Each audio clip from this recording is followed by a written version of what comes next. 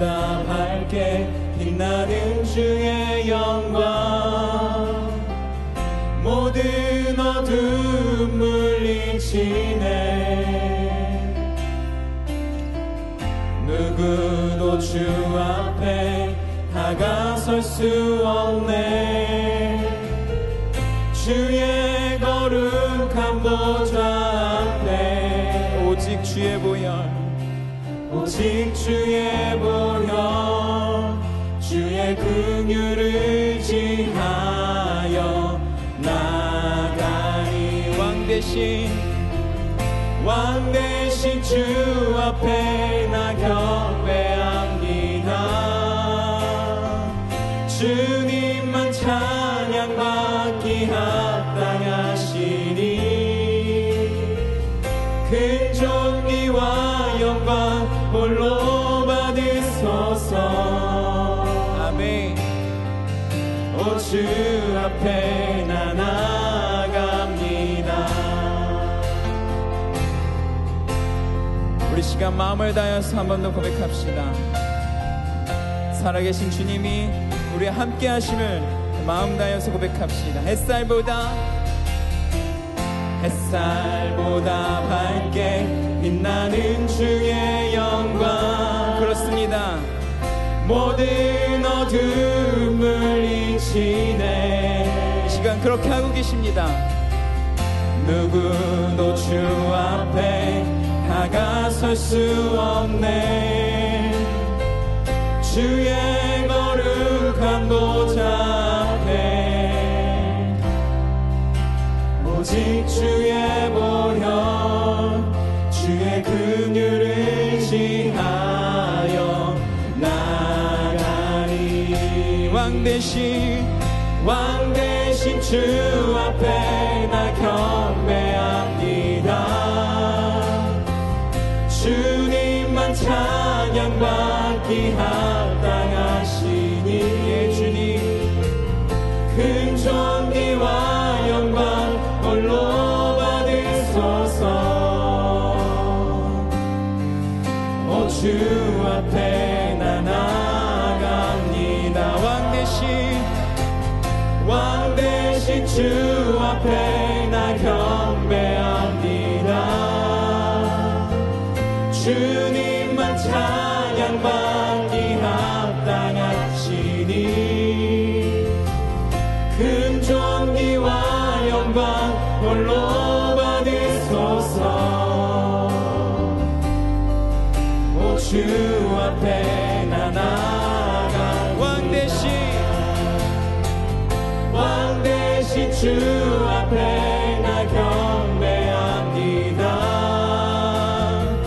주님만 찬양받기 합당하시니 큰 존귀와 영광 홀로 받으소서 오 주 앞에 나 나갑니다 오 주님 내가 나갑니다 오 주님 내가 나갑니다 그렇습니다 주님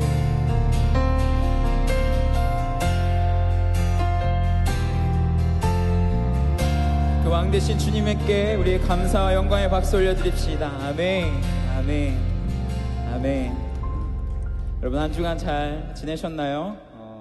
저는 잘 지내고 있습니다 저는 신혼을 보내고 있기 때문입니다 네. 근데 잠깐 나누자면 저희 장모님이 많이 아프십니다 근데 여러분들 중에 몇 분들이 제 소식을 듣고 또 기도해 주셔서 수술 무사히 마쳤고 중보 기도의 힘을 느끼는 이 요 몇 주간이었습니다. 우리가 조금 더 옆에 있는 사람을 향해서 사랑을 표현하고 더 많이 기도하는 우리 청년부가 되었으면 좋겠습니다. 우리 개인의 예배도 중요합니다. 하지만 하나님께서 오늘 같이 모여서 함께 예배하라고 명하셨고 그래서 우리가 모인 줄로 믿습니다. 이 시간에 다른 거 안 하고요. 한 번 불렀던 축복의 찬양 오늘 한 번 더 할 텐데, 우리 이번에 조금 더 활발하게 좀 얼굴도 보시고 2층에서도 좀 서로 얼굴 보시고 서로를 축복하는 시간이 되었으면 좋겠습니다. 함께 우리 박수 치면서 또 워십도 하면서 함께 찬양했으면 좋겠습니다.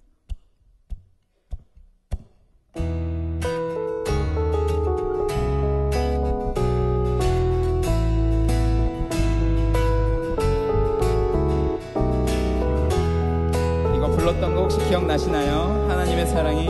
우리 한 번 더 몸을 움직이면서 서로를 축복하면서 고백해 봅시다. 하나님의 사랑이, 하나님의 사랑이 당신의 삶 가운데 가득하기를 축복합니다. 호!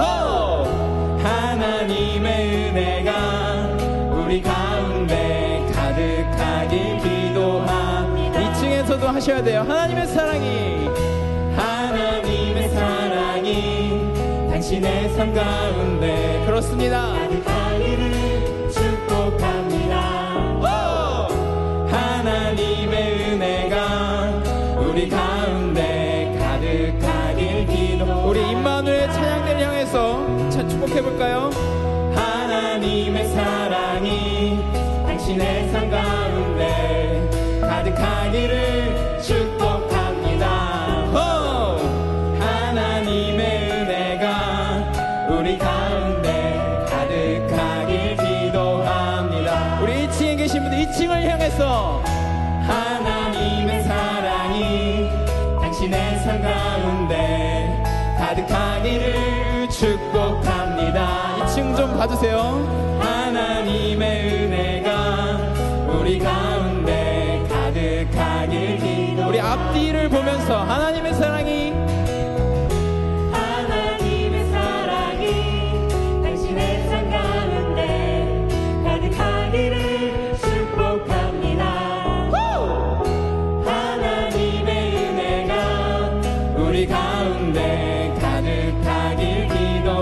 마지막으로 고백할까요? 하나님의 사랑이, 하나님의 사랑이 당신의 삶 가운데 가득하기를 축복합니다.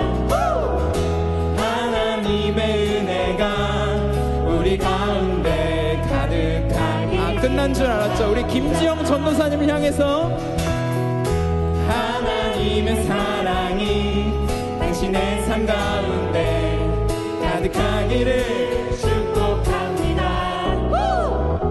하나님의 은혜가 우리 가운데 가득하길 기도합니다. 우리 찬양팀을 위해서도 해주세요. 축복해주세요. 하나님의 사랑이 당신의 삶 가운데 가득하기를 축복합니다. 하나님의 은혜가 우리 가운데 아직 안 끝났어요. 임원들을 향해서 축복해주세요. 하나님의 사랑이 당신의 삶 가운데 가득하기를 축복합니다. 힘내세요. 어제 늦게 들어왔대요. 하나님의 은혜가 우리 가운데 가득하길 기도. 그럼 리더도 해야겠죠? 우리 리더들, 헬퍼들. 하나님의 사랑이 당신의 삶 가운데 가득하기를 축복합니다. 호! 하나님의 은혜가 우리 가운데 가득하길 기도합니다. 가득하길 기도합니다. 가득하길 기도합니다. 사랑하고 축복합니다. 정말 잘 오셨습니다. 너무 축복합니다. 네. 제가 시킨 거예요. 어쩔 수 없이 하는 거예요. 네. 왜 저러나 싶기도 하겠지만 제가 시킨 거니까 노력하고 있어요. 우리가 조금 더 오버해서 사랑을 표현했으면 좋겠어요. 우리가 한 주간 너무나도 치열하게 살고 오신 줄 압니다. 좀 의도적으로라도 화이팅! 나 너를 봐서 너무 기분이 좋다. 함께 예배드려서 참 복되다라고, 그리고 너를 응원한다. 끝까지 너를 위해서 기도하겠다라고 이렇게 선포하면서 또 축복하는 우리가 되었으면 좋겠습니다.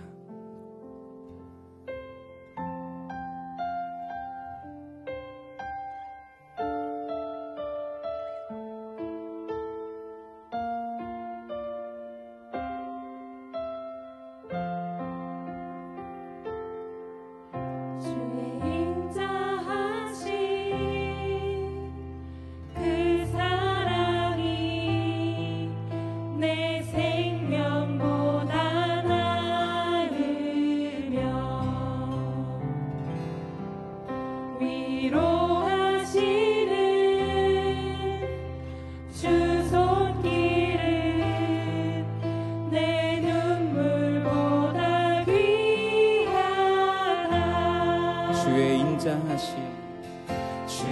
인자하신 그 사랑이 내 생명보다 나으며 위로하시는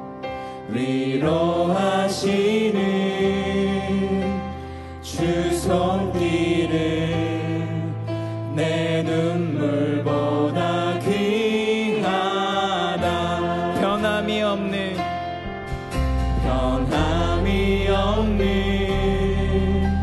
주 임재가 내 근심보다 가깝고 주님을 이신 그 보혈은 내 상처보다 귀하다. 결국 내 주님과 함께 사는 것 나의 영원한 소원. 주의 아름다움 안에 사는 것 나의 영원한 기쁨.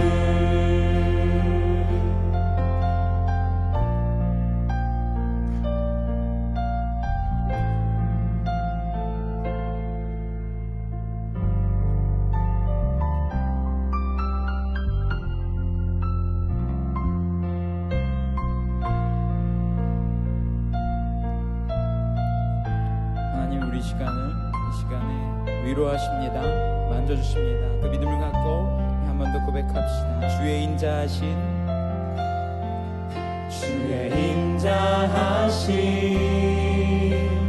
그 사랑이 내 생명보다 나으며 위로하시는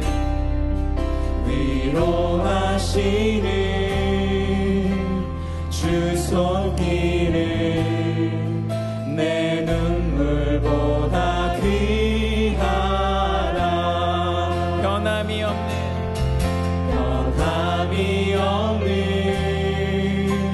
주 임재가 내 근심보다 가깝고 주님을 이신 그 보혈은 내 상처보다 진하다. 결국 내 주님과 함께 사는 것 나의 영원한 소원. 주님, 내가 그렇습니다. 다른 것 구하지 않겠습니다. 안에 사는 것 나의 영원한 기쁨. 결국 내 주님과 함께 사는 것 나의 영원한 소원. 오 주님, 주의 아름다움 안에 사는 것 나의 영원한 기쁨. 결국 내 주님과 함께 사는 것 나의 영원한 소원. 주의 아름다움 안에 사는 것 나의 영원한 기쁨. 결국 내 주님과 함께 사는 것 나의 영원한 소원. 주의 아름다움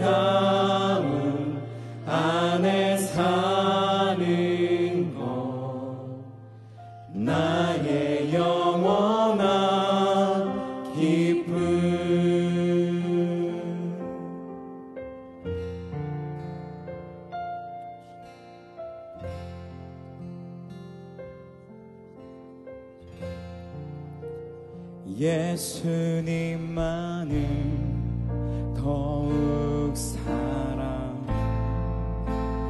날이 갈수록 더욱 사랑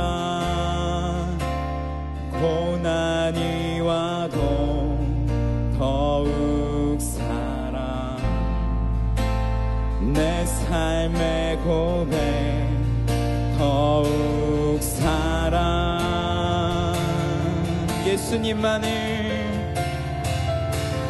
예수님만을 더욱 사랑 날이 갈수록 더욱 사랑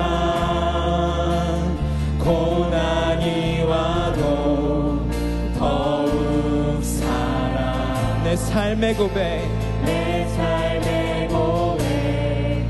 더욱 사랑 주님 한 분만으로 주님 한 분만 더욱 사랑 그 무엇보다 더욱 사랑 그 누구보다 더욱 사랑 내 영의 고백 더욱 사랑 주님 한 분만 더욱 사랑 그 무엇보다 그렇습니다 주님 그 누구보다 더욱 사랑 내 영의 고백 더욱 사랑 우리 목소리 높여서 나 사는 동안 더욱 사랑 숨 쉴 때에도 더욱 사랑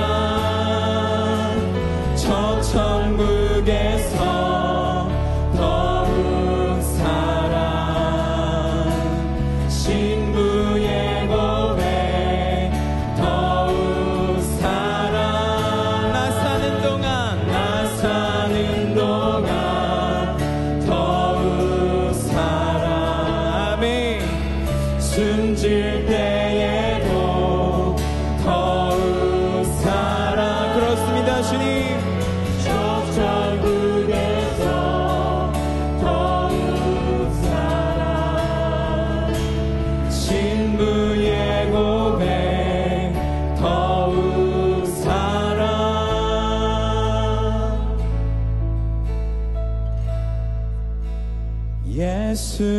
예수님만을 더욱 사랑 숨질 때에도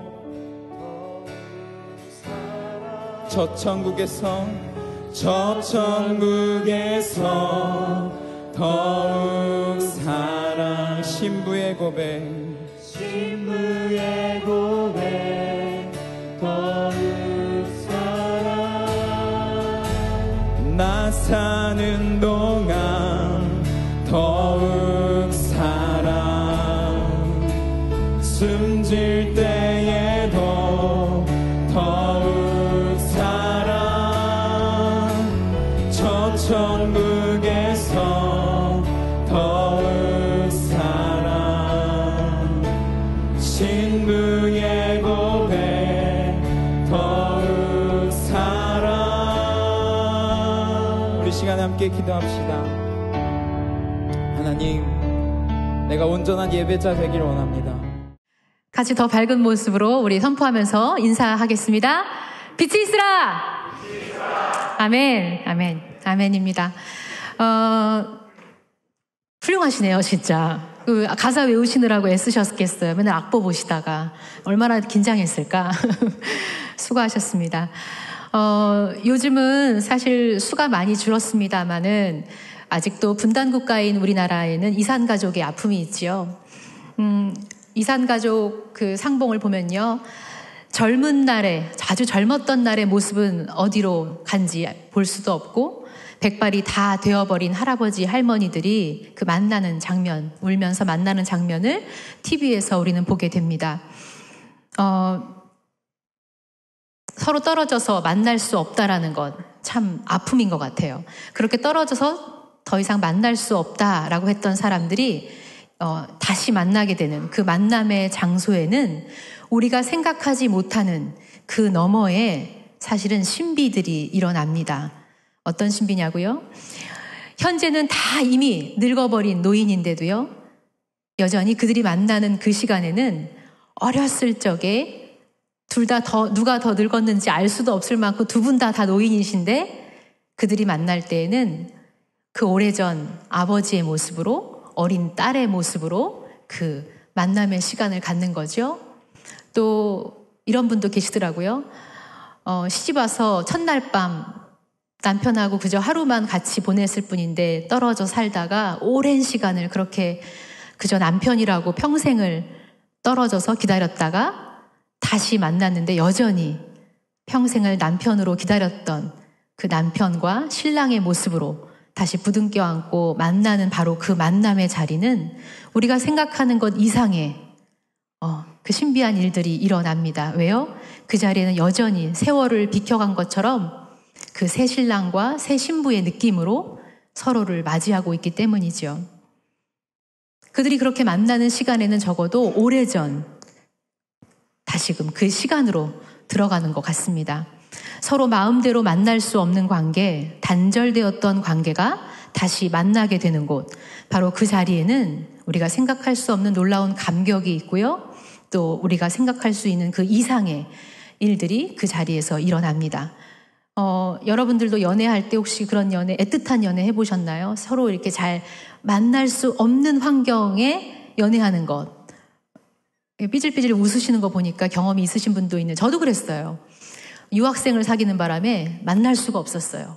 그래서 방학 때 한참 기다렸다가 만나는 그 공항에서의 만남, 정말 또 다른 시간이죠.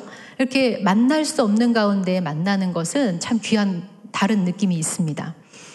인간이 죄를 짓고 그렇게 이제 사랑하는 하나님을 직접 볼 수 없고 대화할 수 있었던 그런 에덴에서 이제 쫓겨났습니다. 더 이상 만날 수 없게 되어버린 하나님, 죄로 인해 그 거룩함 앞에 더 이상 나갈 수 없게 된 인간에게 하나님은 만남의 자리를 예비하셨지요. 아직은 완전하지 않지만 이제 언젠가는 후에는 회복되어서 그 하나님의 얼굴을 명확하게 다시 볼 수 있을 때까지 하나님은 하나님과 우리들이 만날 수 있는 그 만남의 자리를 만들어 주셨습니다. 이 땅에서 바로 그렇게 하나님과 인간이, 우리들이 같이 만나는 그 만남이 일어나는 그 신비의 자리가 사실은 바로 이 예배라는 자리라는 거죠. 하나님을 다시금 만날 수 있는 자리, 하나님을 대면할 수 있는 자리, 바로 그 자리가 이 예배의 자리라는 겁니다. 이 시간은 단순히 내가 신앙생활을 하기 위해서 어떤 제의적인 행동을 하고 있는 게 아니라는 거죠. 그 개념을 넘어서 하나님의 신비의 공간이라는 이 자리라는 거를 사실 우리는 기억을 해야 합니다. 이 예배라는 이 시간 안에서는 우리가 하나님을 만나면서 하늘의 신비와 이 땅, 현실이라는 이 사이 안에 같이 그 자리가 만나면서 우리가 생각하는 그 이상의 놀라운 일들이 일어나는 자리다.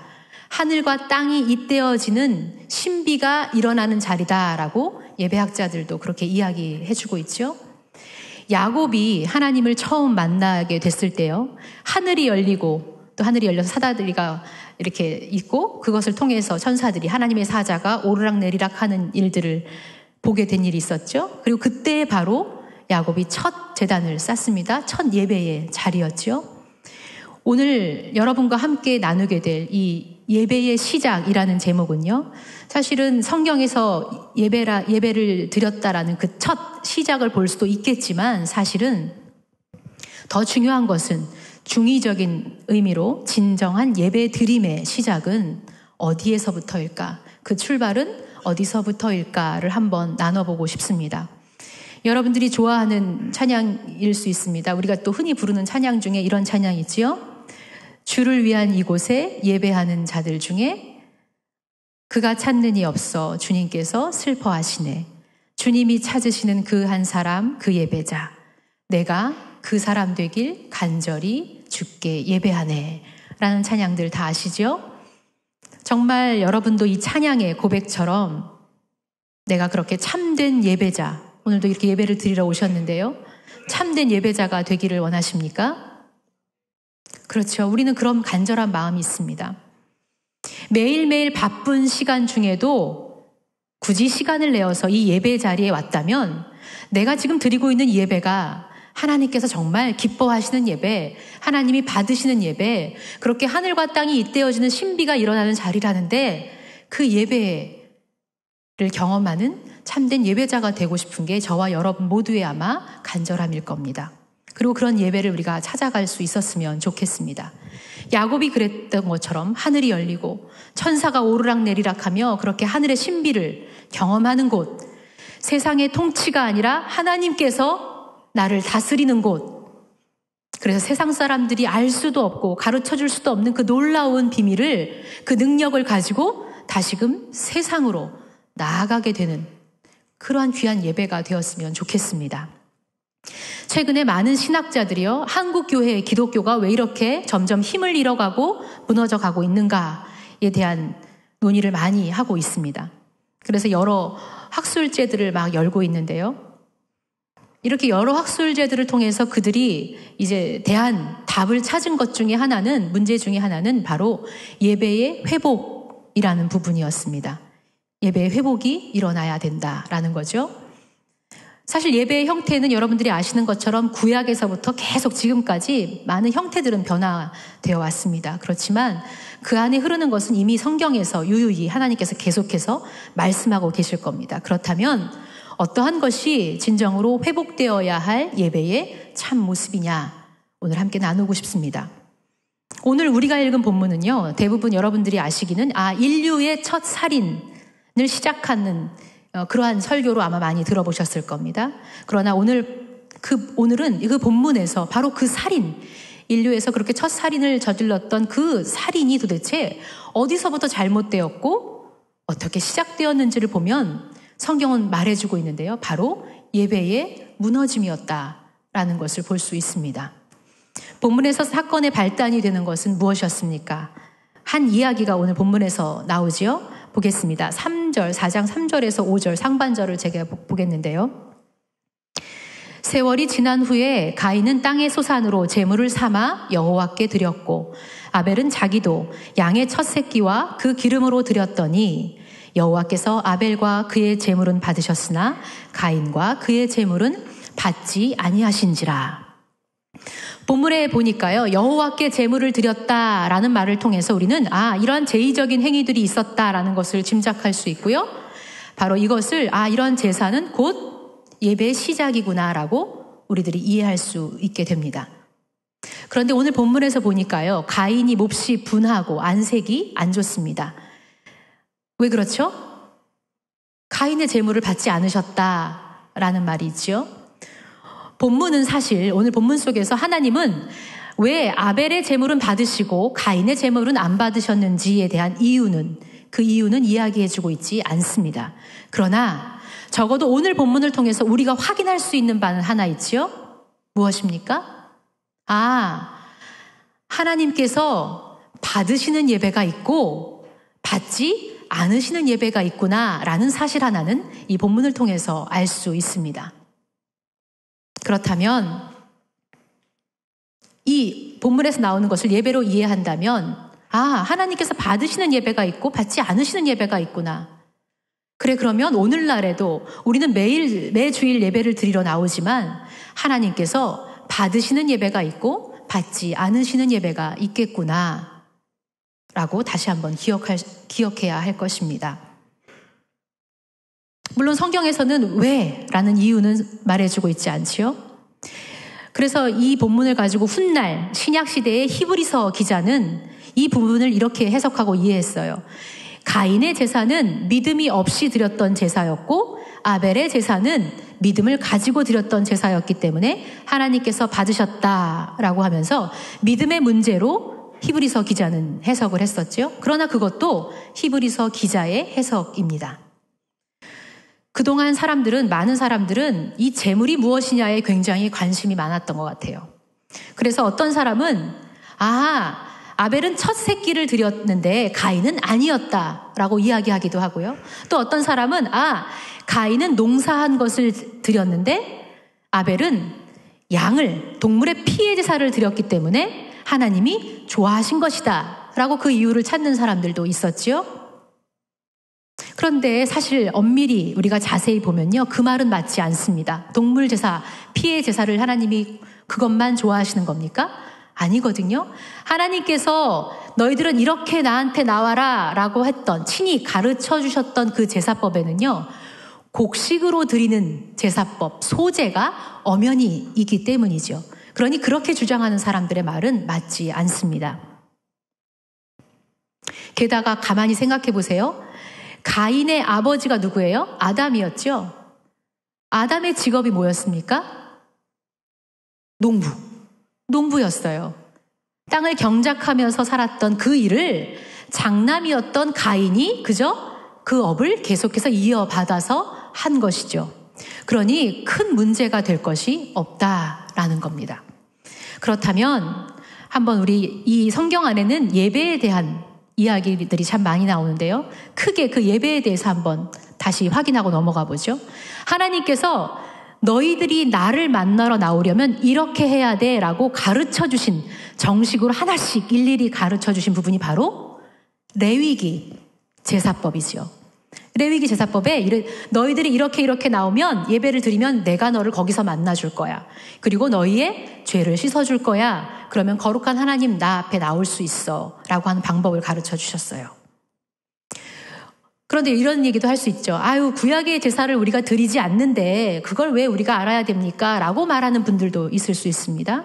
그러나 구약의 제사법을 일일이 성경에 남겨놓은 이유가 있겠지요. 그 이유는 우리가 물론 그 구약의 제사법을 지금 하고 있지는 않지만 이 구약은 훗날 예수 그리스도를 통해서 우리에게 어떻게 이루어지는지, 그 구원이 어떻게 이루어지는지를 깨닫게 하기 위해서 분명히 하나님은 이 구약의 제사법 또한 우리에게 먼저 가르쳐 주셔야 될 필요가 있었어요. 그것을 통해서 예수 그리스도를 이해해야 되니까요. 매번 양과 소를 잡아가서 하나님 앞에 나아가서 우리의 죄를 씻을 수 있었는데, 그때에는 이제는 예수 그리스도가 그 양이 되었고 그 제물이 되어서, 친히 그것이 되어서 우리가 하나님 앞에 나아갈 수 있게 해주셨다라는 것을 이해하기 위해서 구약의 제사법을 우리는 이해해야 될 필요가 있다라는 거죠.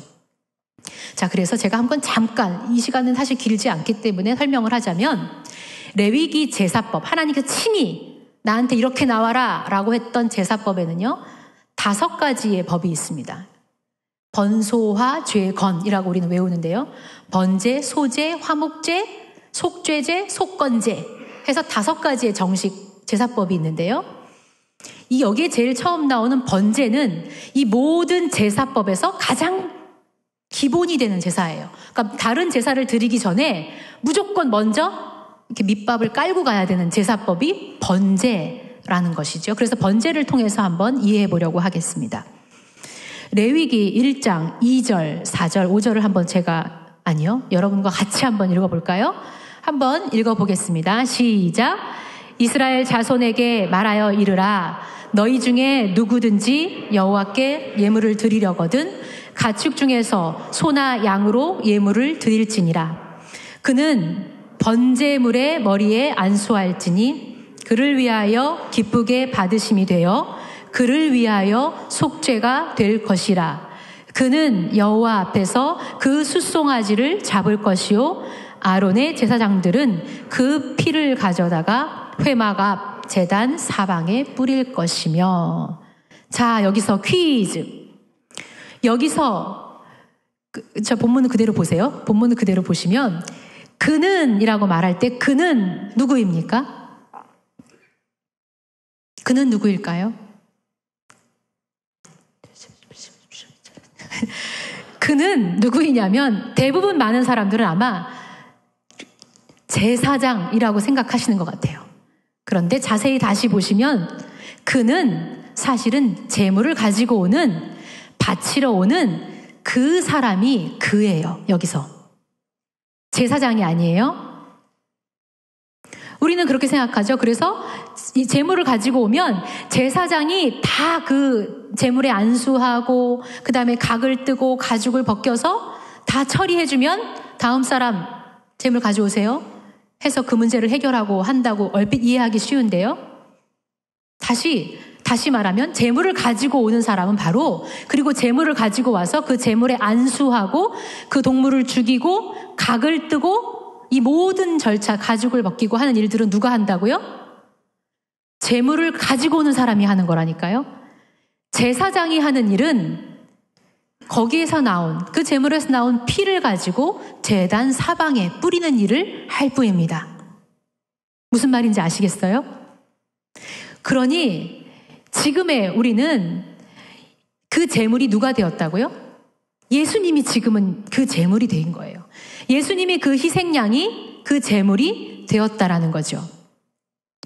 그렇다면 제사를 드리러 가는 예배자의 모습을 우리는 여기서 확인할 수 있는데요.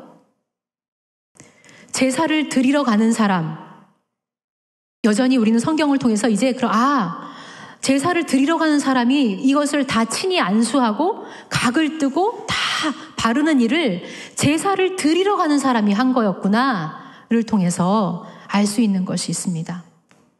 우리는 하나님을 만나러 오는 이 예배의 자리에 어떠한 마음으로 여러분들은 오십니까? 우리는 은혜를 받으러 오잖아요. 그죠? 맞습니다. 은혜 받으러 와요. 그런데 이 하나님께 은혜를 받는다라는 것은 아까 번제를 통해서 보듯이 예배를 드리러 오는 사람, 내가 하나님을 만나러 오는 그 예배자가 친히 모든 것을 준비하고 나와야 된다라는 것입니다. 그 제물에 안수하고 각을 뜨고 하는 것들을 예배자가 하고 나간다라는 거죠. 제사장이 그 모든 것을 다 해주는 게 아니라는 거예요. 한번 우리의 예배의 모습을 그래서 한번 볼까요? 우리 예배의 모습으로 한번 이렇게 전환시켜 본다면, 내가 예배의 자리에 앉아서 찬양팀이 어떻게 찬양하는지 한번 보겠어. 저분 오늘 되게 열심히 하네. 은혜가 되네. 찬양팀이 좀 나에게 은혜를 좀 끼쳐봐. 나는 그럼 그 은혜로운 자리에 한번 나가보겠어. 라고 하는 자리가 아니라는 거죠. 설교의 은혜를 받았어? 아니었어? 그래서 그 예배가 나에게 은혜가 되었어? 아니었어? 라는 게 아니라는 겁니다. 제사장이 그것을 다 해주는 게 아니었죠? 예배자, 내가 그 예배를 드리고 그 죄 씻음을 받으러 가는 자가 일일이 각을 뜨고 그 앞에서 예수 그리스도의 제물이 되신 그 앞에서 나를 온전히 해체하는 거예요. 내가 준비하고 내가 나아가는 거라는 게 바로 오늘 예배라는 것이죠. 나의 죄를 어린 양, 우리 흠없는 양에게, 아까 보니까 그 제물을 가지고 온 사람이 그 제물에게 안수하는 것으로 시작을 했죠. 안수를 했다고 합니다. 그게 무슨 의미인지 여러분 아십니까? 흠없는 어린 양에게 그 자신의 죄를 전가시키는 거예요. 이 예물에 내 죄를 전가시킵니다. 안수하면서. 그래서 그것을 번제물로 다 불살라 살리는 게 바로 구약의 제사였거든요. 그런데 그 나의 죄를 전가시켜서 다 구속해 주셨던 그것이 바로 우리에게 누구예요? 예수 그리스도라는 거예요. 예수 그리스도. 그래서 이 예배의 자리는 우리는 이제 그 은혜를 입었음을 기억하고 감사함으로 우리의 마음을 다시금 다잡고 가지고 나아가는 것. 내가 친히 준비하고 하나님 앞에 그렇게 나아가는 것이 바로 오늘 우리가 드리는 예배의 자리라는 것이에요. 예수 그리스도를 통해서, 그 예수 그리스도를 통해서만 내가 하나님께 나아갈 수 있는 은혜를 입었습니다. 그것을 자꾸 기억하고 감사하며 나가는 자리가 바로 오늘 이 예배의 자리라는 겁니다. 예배는 그저 관망하는 자리, 준비하고 있는 것을 그냥 앉아서 관객처럼 보는 자리가 아니라는 것이에요. 요즘 예배가 대형화가 되고 이런 구조로 되어 있기 때문에 마치 예배를 보는 것처럼 우리는 자꾸 착각하기 쉬운데요. 그런 게 아니라는 겁니다.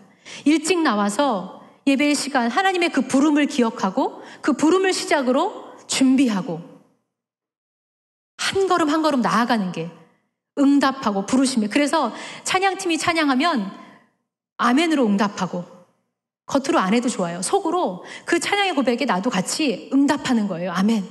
말씀이 들려지면 그 말씀 앞에 아멘. 그래서 사실은 저희 신대원 예배 때는 말씀 봉독할 때 모두가 다 일어나요. 왜요? 내가 그 말씀 받겠습니다라고 내 그 의지를 표명하는 거죠. 응답하는 거예요. 주거니 받거니, 주거니 받거니. 그냥 앉아서 가만히 보고 있는 게 예배가 아니라는 겁니다. 내가 그 순간순간 모든 것을 내가 이 예배 자리에 친히 그 하나님의 은혜에 그 보좌 앞에 내가 나가겠습니다라고 하는 자리가 이 예배다라는 것을 레위기 제사법이 우리에게 말씀해주고 있는 거지요. 그런데 하나님이 이렇게 친히 알려주신 이 제사법, 이 형식만 지키면 하나님을 만나는 데 문제가 없을 것 같았는데요. 성경을 쭉 또 보면요, 갑자기 의문이 생기는 곳을 우리가 만나게 돼요. 예언서의 예배, 예언서가 말하는 또 예배가 있거든요. 예언서를 쭉 가다가 보니까 아주 다른 이야기를 하고 있는 것을 우리는 발견하게 돼요.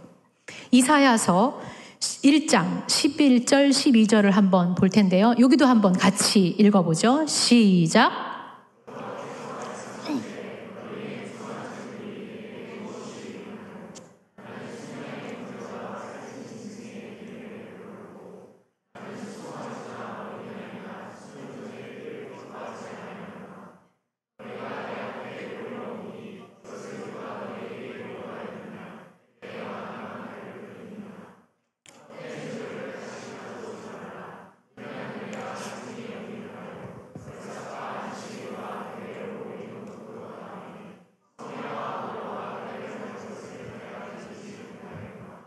아멘. 성회와 거룩한 모임이죠. 이 예배의 모임과 아울러서 네가 악을 행하는 것을 내가 도저히 견디지 못하겠다. 그 무수한 재물이 내게 무엇이 유익하냐라고 하나님은 이야기하시면서 그 이사야 뒤에 쫙 보면 이스라엘 백성들에 대해서, 이 이스라엘의 삶에 대한 그 예배에 대해서 계속해서 질책하고 계십니다. 너희의 삶이 고아와 과부를 돌보지 않고 정의를 행하지 않으면서 어떠한 재물을 가지고 나오는 이 제사에 너희들이 아무리 기도를 많이 한들 나는 응답하지 않겠다라고 하나님이 그 뒤에 계속 이야기하시죠. 너희들이 일상의 삶에서 우상을 숭배하고 네 손에 그렇게 피가 가득하면서 나온다면 나는 너의 그 제사를 받지 않겠다라고 하나님이 얘기하신다는 거죠. 거룩한 하나님 앞에 그러한 어떠한 특별한 제사법만 있으면 하나님 앞에 나아갈 수 있을 줄 알았는데 그것이 아니다라고 이야기하고 있는 거죠. 지금 예배는 우리의 삶과 분리되지 않는다라는 것을 하나님은, 또 성경은 분명히 우리에게 이야기하고 있습니다. 하나님을 나의 주인으로, 또 하나님이 이 땅의 통치자, 나를 통치하시는 분이라고 우리가 부른다라는 것은 내가 이 땅을 어떻게 살아가고 있는지를 통해서 사실은 증명되는 겁니다. 하나님이 나를 다스립니다. 하나님은 나의 주인입니다라고 고백한다는 것이, 다시 말할게요, 우리의 삶을 통해 사실은 그 고백은 드러나고 증명된다라는 것이죠. 고대에는 왕의 형상을 그 지역 곳곳에 세워두었죠. 그게 왜 그런 거예요? 이곳을, 이 지역을 통치하는 왕이 이 사람이다라는 것을 드러내주기 위해서 왕의 형상을 곳곳에 세워두었습니다. 재밌지요? 그런데 창세기 시작할 때 하나님이 우리를 어떻게 만드셨다고요? 하나님의 형상대로 우리를 만드셨다고 했습니다. 그 의미는 무슨 의미겠어요? 나 외에 다른 이들을 보면서, 다른 사람들을 보면서 하나님의 형상을 기억하게 되겠죠. 그러면 그 하나님의 형상이 있는 곳, 여기는 곧 하나님이 통치하시는 곳이라는, 여기는 하나님이 다스리는 곳이라는 것이죠. 그래서 우리는 다른 사람, 즉 하나님의 형상을 입은 나 말고도 다른 사람들을 볼 때 이곳은 하나님이 통치하는 곳입니다를 기억해야 된다라는 겁니다. 당연히 약한 사람들은 그것을 무시한 채, 우리가 약한 사람들은 그냥 짓밟고 무시하고 그렇게 살아가는 행동, 하나님께서는 옳지 않다라는 거예요. 하나님의 형상을 가진 자들로서 옳지 않다라고 얘기하는 것이죠. 매 순간 또 우리 안에 나 자신이 아니라 누가 나를 다스리고 있는지를 계속 기억하라는 거예요. 다른 사람, 그 하나님의 형상을 통해서 보면서 말이죠. 하나님의 통치가 바로 이곳이, 내가 누군가를 보는 그 자리라면 그곳은 계속해서 하나님의 통치가 일어나고 있는 곳이라는 것을 기억하고 또 기억하라는 것입니다. 전혀 내 안에서 하나님의 통치가 일어나지 않고 조금이라도 내가 힘을 부릴 수 있는 곳이 있다면 그곳에 힘을 부리고 하나님이 아닌 내가 다스리는 곳으로 살아가지 말라는 것입니다. 네 삶에서 하나님의 통치가 일어나도록 그렇게 살아가라고, 그 삶에서의 예배 또한 너희들에게 일어나게 하라고 본문 이사야에서는 그런 예배를 또 말씀하고 있는 거죠. 여러분의 삶의 자리에서 형제와 더불어서 살아가는 삶, 사랑하며 살아가는 삶, 약한 사람들을 좀 돌보고 진정한 하나님의 성품을 닮은 사람으로 살아가려고 애쓰고 살아내는 삶, 바로 그것이 삶에서의 예배자의 삶이다라고 말씀하시는 겁니다. 그래서 마태복음 5장 24절에서 예수님도 이렇게 말씀하셨죠. 예물을 제단 앞에 두고 먼저 가서 형제와 화목하고 그 후에 와서 예물을 드리라. 다 다르지 않은 말씀이죠. 다 같은 맥락의 말씀드립니다. 즉 나라는 존재와 그가 드리는 제물, 바로 나라는 존재와 어떤 제사라는 형식, 이 두 가지가 다르지 않다라고, 같은 것이라고 말씀하고 있는 거죠. 그런데 그 부분을 놓친 사람이 바로 가인이었습니다. 다시 한번 본문을 보겠습니다. 다시 보면요, 조금 정리가 되는데요. 하나님이 받지 않으신 것은 성경이 가인의 제물이라고 이야기하지 않았죠? 어떻게 얘기했습니까? 가인과 그의 제물을 받지 않으셨다라고 말합니다. 다시 확인해 볼까요? 가인의 제물을 받지 않으셨다라고 표현하신 것이 아니라 성경에는 가인과 그의 제물은 받지 않았다. 가인과 그의 제물이라고 이야기하는 것이죠. 그리고 그렇게 말씀하실 때 분해하고 있는 가인에게 어떻게 7절에서 말씀하셨습니까? 내가 선을 행하면 어찌 낯을 들지 못하겠느냐? 선을 행하지 아니하면 죄가 문에 엎드려져 있느니라. 죄가 너를 원하나 너는 죄를 다스릴지니라. 가인은 삶의 자리에서 선을 행하지 않았던 것이에요. 선, 즉 하나님이 보시기에 좋은 것을 행하지 않았던 겁니다. 창세기에서도 말하고 또 예언서에서도 이야기하듯이 하나님의 백성들은 약한 자들, 약한 자들이라고 우리가 이야기하면 되게 멀리 생각하는 것 같아요. 되게 어떤 노숙자들이나 아니면 병을 심하게 앓고 있는 자들이나 아니면 장애가 심해서 사회의 소외자들만 생각하는지만, 물론 그들 포함해서 사실은 저도 여러분도 어떠한 삶의 자리에 처해 있느냐에 따라서 때로는 약한 사람이 되기도 하고요, 강한 사람이 되기도 합니다. 그런데 약한 사람을 돌볼 의무가 하나님은 있다라고 말씀하시는데요. 본문에서 명확하게 더 드러나는데요.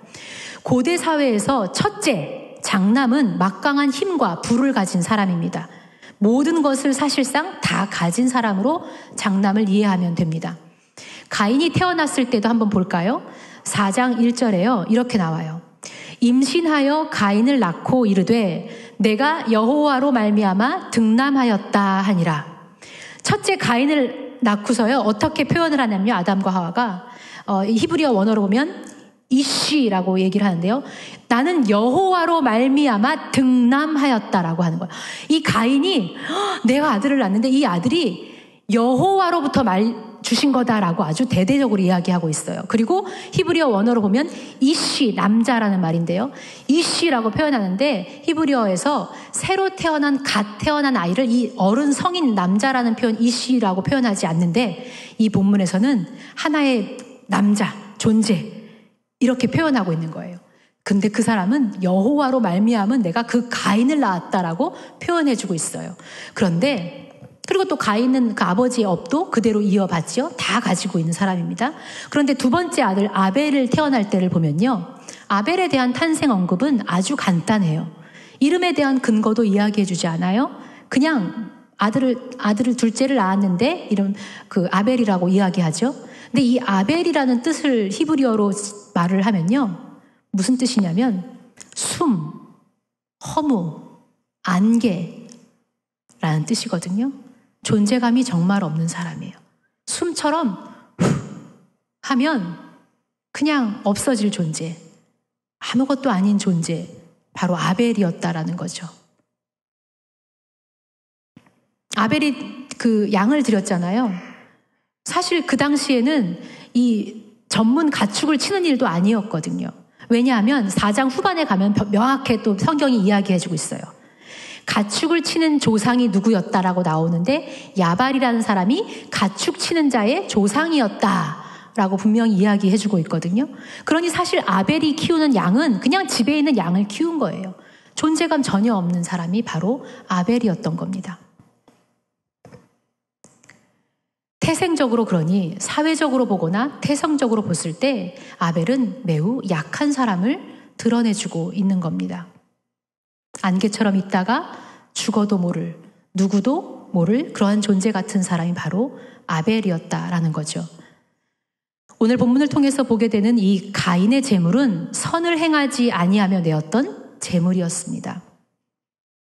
약한 아벨을 돌보지 않고 그냥 그렇게 내었던, 삶에서 내었던 가인의 제물이 바로 그러한 제물이었다라는 거죠.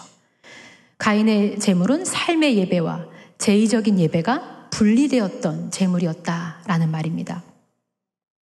삶에서의 예배는 이렇듯 지난주에도 제가 말씀드렸지만요. 죄가 우리 앞에 늘 있지만 우리는 그것을 다스리고 살아가면서 하나님 앞에 나가야 하는 겁니다. 거룩하게 사는 삶이라는 것은 우리 일상에서 하나님 보시기에 좋은 삶, 하나님 보시기에 좋은 삶을 거룩한 삶이라고 말할 수 있습니다. 하나님께서는 여러분들에게 나는 너에게 완전한 삶을 원한다, 완벽한 삶을 원한다라고 말씀하시는 것이 아니라 하나님이 내 안에서 나를 다스리면서 치열하게 죄를 다스리며 싸우는 삶, 온전한 삶을 여러분에게 원하시는 겁니다. 흠도 티도 없이 완벽한 삶을 살라고 여러분에게 그렇게 질책하시고 추궁하시는 것이 아니라 할 수만 있다면 죄와 싸워서 죄를 다스리고 네 안에서 내가 다스리는 삶을 사는 온전한 그리스도인이 되어라 라고 말씀하시는 거죠. 하나님은 이 두 가지, 우리는 매일의 예배, 이 제사라는 형식, 너가 이렇게 해야지 내가 받아줄 거야 라고 말씀하셨던 그 예배의 형식, 그리고 삶에서의 예배 두 가지를 분리하지 않으십니다. 담배를 안 피우고 술 안 먹고 매일 예배 자리에 자주 온다고 해서 거룩한 삶이 아니라 바로 이렇듯 삶의 자리에서 성경이 말하고 있는 고아와 과부라고 이야기하는 것은 단순히 언어대로 고아와 과부를 얘기하는 것이 아니라 관용구죠. 약한 자들이에요. 그러한 사람들을 돌보고 내 힘을 부리지 않고 하나님 보시기에 좋은 삶을 살아가는 것, 그 예배와 삶의 자리를 함께 같이 그렇게 분리시키지 않고 살아가는 예배자로 살아가는 것을 여러분에게 말씀하고 있는 겁니다. 그 두 가지를 분리하지 않으시겠다라는 것이죠. 예배 자리에 많이 나온다고 해서 기뻐하시는 것도 아니지만 그렇다고 해서 그러면 선하게만 살면 되지라는 것도 아니라는 거죠. 그 두 가지가 분리되지 않고 함께 가져가서 참된 예배자로 살아가라고 성경은 이야기하고 있습니다. 이제 한 주간 우리 여러분 힘써 사실 수 있었으면 좋겠습니다. 다시 한번 기억하십시오. 비굴한 삶이 아닙니다. 하나님의 은혜로 여러분이 자녀가 되었고 그 자녀된 삶을 누리고 살아가라고 말씀하십니다. 하나님의 자녀로 그 존재감을 드러내고 일상의 삶에서도 예배자로 살아가라고 말씀하십니다. 이 땅이 하나님의 통치하는 땅이라는 것을 여러분의 형상을 통해서, 여러분의 얼굴을 통해서, 여러분의 삶을 통해서 세상에 알려라 라고 말씀하시는 거죠. 예수 그리스도께서 친히 우리에게 희생양이 되어주신 그 십자가 은혜 앞에, 거룩한 하나님 앞에 그리고 나오십시오. 하나님이 이렇게 불러주시고 만남을 예비해 주신 놀라운 신비의 자리에 그리고 동참하십시오. 치열하게 삶의 자리에서 싸우고 다시금 내가 준비하여서 그렇게 나온 예배의 자리에 하나님이 여러분을 통해서 말씀해 주시고 일해 주실 겁니다. 그리고 하늘의 신비한 일들, 놀라운 일들을 여러분 한 사람 한 사람에게 보여주실 겁니다. 모두가 함께 사실은 이 자리에 있다고 다 받으시는 예배가 아니라는 것을 기억하십시오. 여러분 혹시 축도의 비밀을 아십니까? 맨 마지막에 목사님들이 나오셔서 축도를 하는데요. 비밀이 있습니다. 축도 문구를 보면요. 오늘도 말씀을 깨닫고 어떻게 다짐하고 결단하는 모든 자에게 이런 축복이 있을지어다. 아멘 하지요. 모두가 이 예배당에 같은 공간에 있다고 해서 그 축복을 다 누리고 가는 것이 아닙니다. 그것을 결단하는 자.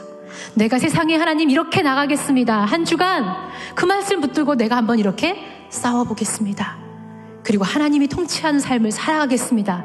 라고 결단하는 자들에게 하나님이 그 임하시는 축복이 임한다는 사실을 기억하십시오. 여러분 힘써 세상으로 다시 나아갑시다. 하나님과 동행하며 누리는 기쁨, 그 모든 것을 다시금 누리다가 다시 오십시오. 그리고 이 예배 자리에서 다시금 확인하고 또 세상으로 나아갈 수 있기를 원합니다. 우리 이 시간에 한번 같이 기도합시다.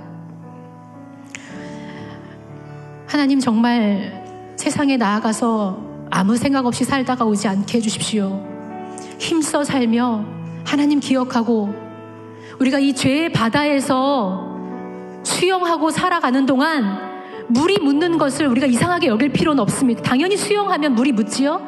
이 죄의 바다에서 우리가 죄가 묻고 죄 가운데 살아가고 허덕이는 것 이상하게 여기지 마십시오. 하지만 다만 우리를 붙들고 우리를 그 물속으로 빠져서 죽게 하시지 아니할 그 예수님이 나와 함께하고 있음을 믿으시고 그분과 함께 힘써 싸워 나가십시오. 담대하게 싸워 나갈 수 있는 하나님 제가 되기 원합니다. 내가 나를 다스리는 것이 아니라 나의 삶을 통해서 세상이 하나님의 형상과 하나님의 통치하심을 인정하는 그러한 삶이 되기를 원한다라고 우리 이 시간 같이 기도합시다. 내 지체가 그러한 삶 되기를 원한다고 우리 청년부 공동체가 그래서 이 안에서 놀라운 하늘의 신비를 경험하는 그러한 예배가 되기를 원한다라고 우리 시간 함께 같이 기도하겠습니다.